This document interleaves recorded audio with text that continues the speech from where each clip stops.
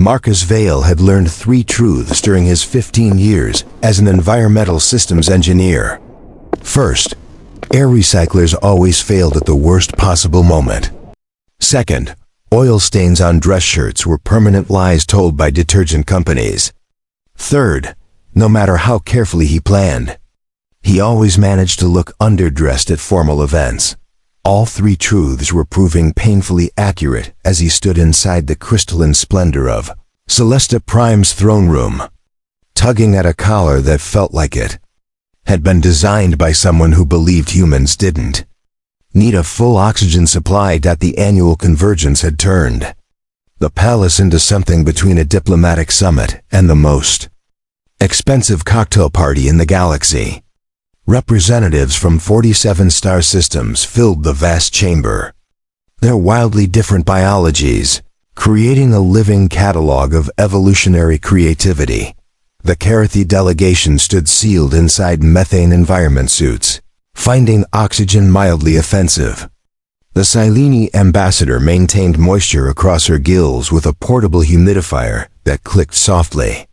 3 members of the chorus collective argued with themselves in perfect 3-part harmony over greeting etiquette. Marcus was humanity's representative purely because his company had won the palace's environmental systems upgrade contract, and his supervisor had decided that someone technical should attend. He positioned himself beside a decorative column of solidified light, carefully aiming for the sweet spot between visible and forgettable. The column pulsed with bioluminescence, cycling warm colors through its crystal structure in patterns that probably meant something profound to Celestians, but looked suspiciously like a loading screen to Marcus. Celestians themselves were impossible to ignore. Humanoid in shape, they moved with an effortless grace that hinted at lower gravity in their evolutionary past. Their most striking feature dominated their appearance: long, elegant ears that swept back from their skulls, capable of independent motion.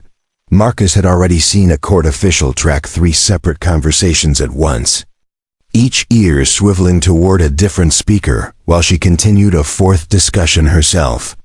Their hearing made human perception feel crude by comparison. Queen Viendra presided from a throne carved from a single massive opal, its surface shifting colors as light struck it. Authority clung to her naturally, like gravity. Silver white hair framed a face that looked ancient and knowing, and her amber eyes carried the warmth of preserved sunlight. Marcus was uncomfortably aware that he was sweating through his rented, formal jacket. Beside her stood Princess Listen. She couldn't have been more than 6 years old, wrapped in ceremonial robes clearly designed by someone who hated children. The fabric restricted movement so thoroughly that fun was physically impossible. Her hair was deep black, like space between stars, and her pointed ears switched with barely contained impatience. The ceremony dragged on. Ambassador Thielvik of the Northern Trading Consortium had been speaking for 17 minutes about tariff regulations. His 3 voice boxes layered harmonics over every sentence, making customs documentation sound momentous. Marcus survived by mentally calculating airflow patterns, intake vents near the floor, exhaust ports in the vaulted ceiling, thermal stratification, and multi-species respiratory requirements. It let him look attentive while his brain did something useful. Then Princess Listen's head snapped sideways. Her ears focused with the precision of a targeting system acquiring lock. Conversations around her faltered as nearby courtiers noticed the sudden intensity. Marcus didn't realize she was staring directly at him until she moved. She didn't walk, she ran straight through the assembled diplomats, her heavy robes flaring behind her like a cape designed without any understanding of aerodynamics. Conversations died mid-sentence. Ambassador Thielvik's 3 voices fell silent in staggered shock.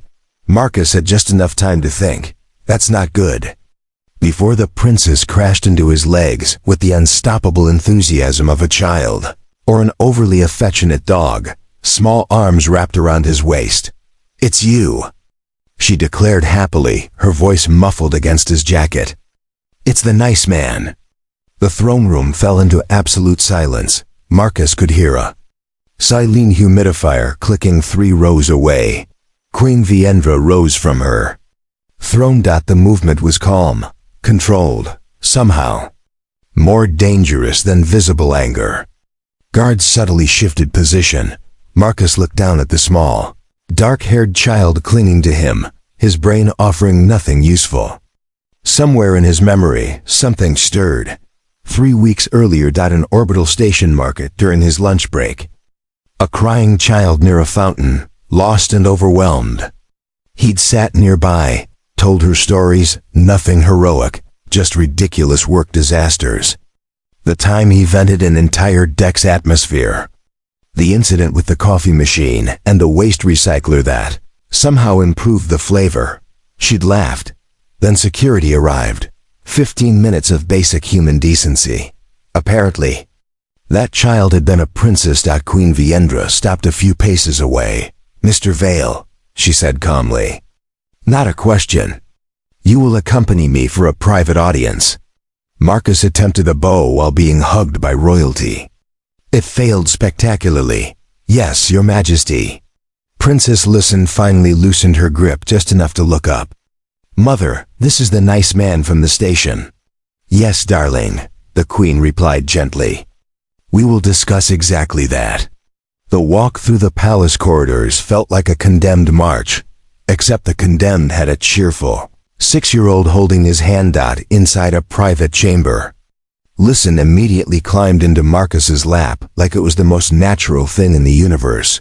"Explain," Queen Viendra said. "What happened at the station market?" Marcus swallowed and told the truth. He'd seen a scared child. He'd stayed nearby. He'd told stupid stories. Until she laughed. "That was it. You didn't recognize her?" The Queen asked. "I don't assume crying children are royalty." Marcus admitted that something shifted. The Queen listened, and when she spoke again, her voice was softer. "She spoke of you for 3 weeks." Marcus blinked.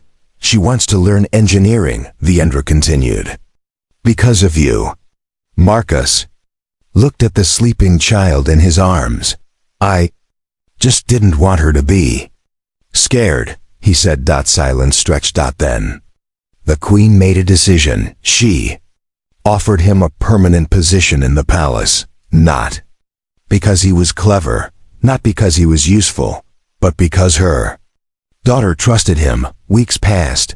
Princess Listen followed him into maintenance tunnels, learned pressure differentials, asked impossible questions, and laughed more than the palace had heard in years. Then the alarms sounded. Hostiles breached the palace using environmental tunnels. Marcus didn't hesitate.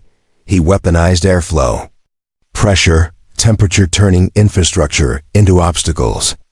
When that wasn't enough, he ran toward danger, through maintenance shafts. Through secret paths, holding a small hand that trusted him completely. They reached safety. The attackers were captured, and Queen Viendra held her daughter like she might never let go again. Later she stood before Marcus, eyes shining. "You stayed," she said. "You protected her." "She's important," Marcus replied. "Not because she's a princess. Because she's herself." 6 months later, Marcus stood in the throne room again, this time wearing clothes that actually fit. Princess Listen waved instead of running. And when Queen Viendra's hand found his beneath the table, it felt like belonging.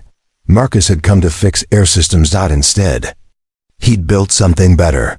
A place where people could finally breathe.